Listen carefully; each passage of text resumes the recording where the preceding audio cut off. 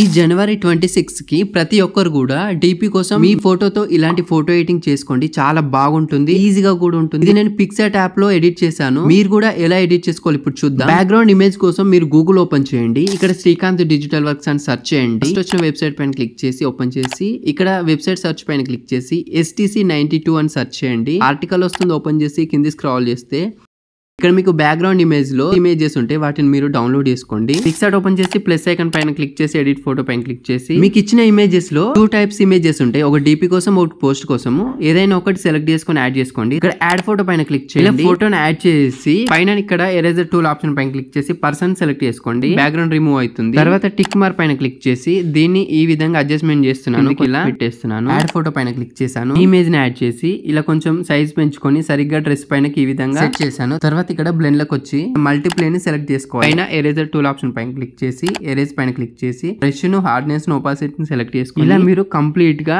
Erase చేసుకోవాలి. సరిగ్గా perfect గా మీరు ఎరేజ్ చేసుకోవాలి. టిక్ మార్క్ పైన క్లిక్ చేయండి. స్టిక్కర్స్ లోకి వెళ్ళి బ్లాక్ ఫేడ్ అని సెర్చ్ చేయండి. ఇలాంటి ఇమేజ్ ని అయితే తీసుకోండి, ఈ విధంగా జూమ్ చేసుకొని కిందకి ఈ విధంగా పెట్టేసుకోండి. యాడ్ ఫోటో పైన క్లిక్ చేసి ఇలాంటి టెక్స్ట్ ఉంటుంది, ఈ టెక్స్ట్ ని కింద ఈ విధంగా అడ్జస్ట్మెంట్ చేసుకుంటే ఫోటో ఎడిటింగ్ అయిపోతుంది. ఇప్పుడు టిక్ మార్క్ పైన క్లిక్ చేసి ఆరో మార్క్ పైన క్లిక్ చేసి ఫోటోని సేవ్ చేసుకోండి. ఇంకేమైనా డౌట్స్ ఉంటే కామెంట్ చేయండి.